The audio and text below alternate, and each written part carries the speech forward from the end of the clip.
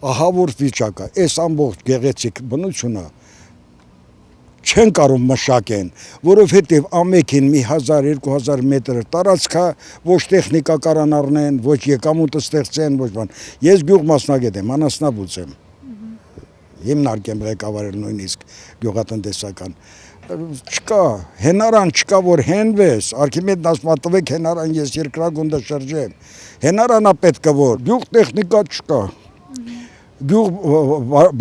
նախարարություն չկա, նախարարությունը լինի էլ բոլորն ասում են լինի, բայց միջոցները պետք է որ տան։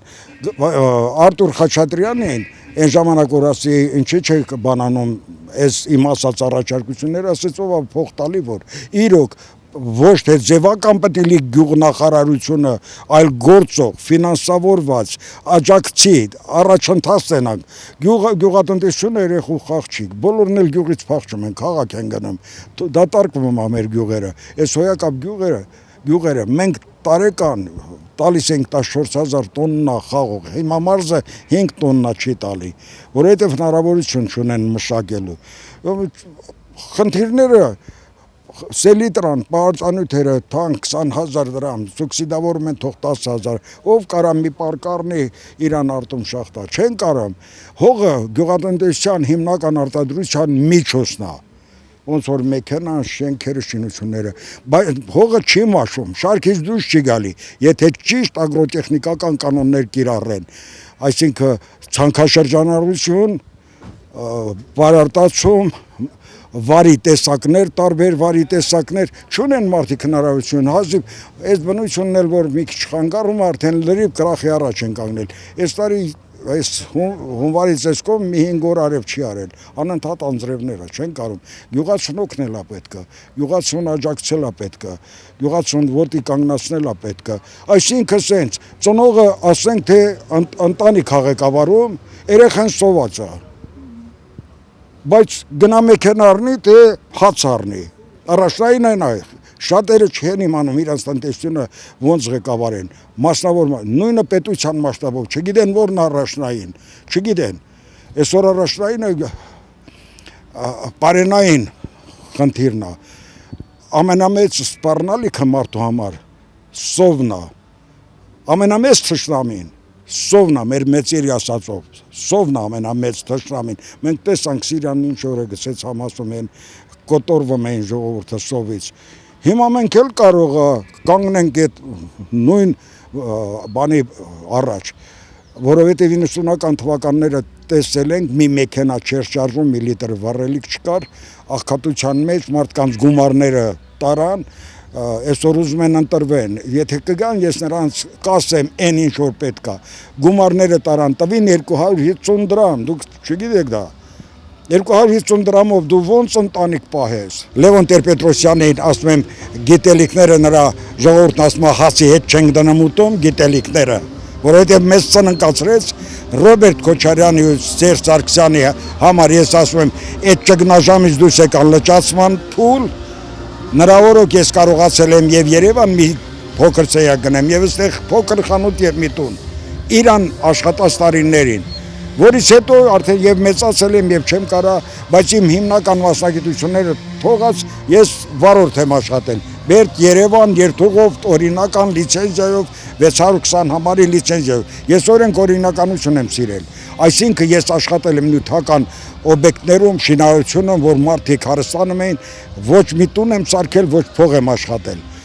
6 պրարաբ եմ ունեցել, որից որևէ մեկից մի ռուբլի չեմ վկալել, որ իմ գոյությունը պահեմ իմ ընտանիքի, ես իմ քրտնքով աշխատել եմ այսօր էլ պարզ ճակատով, ով գալիս է, լավը թե վատը ես կարողանում եմ իրանց ներկայացնել ու նայած ինչ տեսանկյունով մնում է որ ինձ ինչ որ մի տեղ լսեն իմ կյանքի վերջի տարիներն է հանրային է իմ ասածները հանրության համար է Երևանի քաղաքապետին ես ասում եմ պուպուշ անձնավորություն է ոնց որ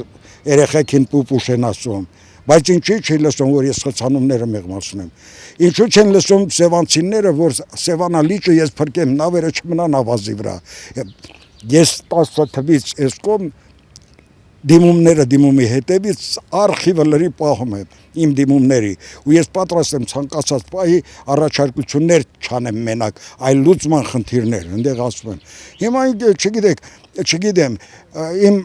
հարազատները, բարեկամներն էլ ասում են քո ինչ բանն է, ես չեմ կարող հանգիստ գլուխս բարձր դնեմ, որ տենում եմ, որ մեր ժողովուրդը ինչ վիճակի է։ Մի հատ գործարան չկա։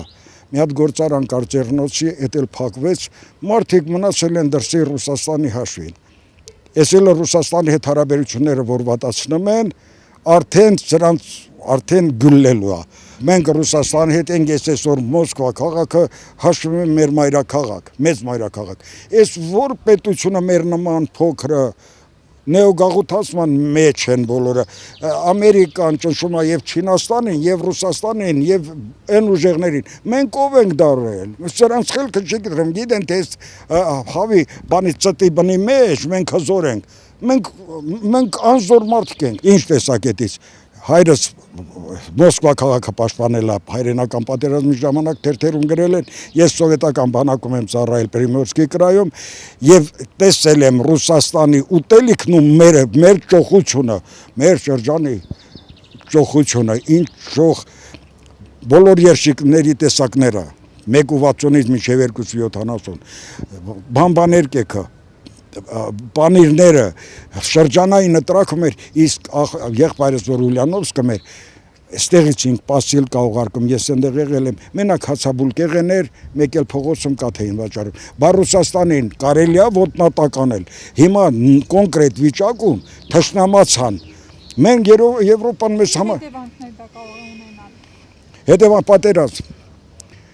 երկու կողմից ռեզինի նման մեզ ձգում են, Եվրոպան են կողմը, Ռուսաստանն էլ արդեն իրան սանկցիաները կձգեն ու կտրված կկտրի դա, այսինքն մեզ էլ ուշադրության չեն արժանացնի, ես էդ եմ ասում, Ուկրաինային ինչ են անում։ Ինչպես կանխել։ Կանխելը մնում է, որ խելացի առաջնորդներ, ռուսամետ առաջնորդներ, թե օլիգարխ են, թե հարուստ են, թե ինչ են արել նախկինում վատը, այսօր պարզվում է, որ վատից վատն է կատարվում, քնում ենք վեկենը մի շաշ բան, աղը սեղանին չդնել, չծխել, ավազը գետը բերում, ավազը չէ լիցենզիայով, մեկը շաշվում ենք, մեր խելքն էլ, այս անկախության տարիներին մեր ժողովուրդը լրիվ հեղափոխվել է, ում հետ զրից հեսանամ մի թարս բան ասում, լուրջ առաջարկություններ չկա, այդ առաջարկությունները ոչ իմ տարածքում շատ առաջարկություններ եմ արել մեր մարզի համար, մեր ճանապարհների համար, բնապահպանական, մի խոսքով ես ուզում եմ ասեմ, պետք է գտնեն մարդուն, տանեն, լսեն ու աջակցեն, թե չէ ես ասում եմ, ես ով եմ այսօր, որ կարամ մի առաջարկություն անեմ ու տեղ հասցնեմ, որ հիմնարկի պետեի ոնց ուզում էին հենց էլ անում էի, ես անխեղճ մարդ չեմ եղել, շատ խելոք, ազնիվ, անառատ անձնավորություն, աշխատասեր են ինձ ասում, այսօր էլ պարապ չեմ մնում, իմ պարապը էս է, այդպես պահն է, ես այսօր մեր հավերի համար բուն եմ սարքում, բետոն եմ անում, սվարկա եմ անում, մի ուրիշ գործ եմ անում, չեմ ասում, զուգարանի փոս եմ փորում, որ գնանք, կասեք, սա հարևանները ինձանից են, ինչ գործիք կա ուզում են, ես չեմ խնայում, ես բարի անձնավորություն եմ ամեն ձևով, մեր ժողովրդի համար եմ մտածում, Երևան քաղաքում ես էլ չեմ կարող, մի տարի կլինի չեմ գնացել Երևան, տրանսպորտը խեղդում է, տրանսպորտի վերաբերյալ ես առաջարկություն, 40 եւ ավել առաջարկության համար Եգոր Կարապետյանը շնորհակալություն հայտել, տրանսպորտի վարչապետը, Լամբադամոստը իմացելով ա եղել, Շրջանաձևը իմացելով ա եղել, դա մի ստորակետի մի կետադրականի ես սխալ չեմ ասում, ես կարամ դրանով հպարտանամ, բայց իմ ընտանիքի անդամներն էլ ասում են, քո ինչին է պետք է որ այդքան ծախս ես անում, ես լսեցի, որ 5 հարկանի շենքի գլխին մի հարկ են ավելացնում 10 չէ, Նիկոլ Փաշլյանի օրոք, ուրեմն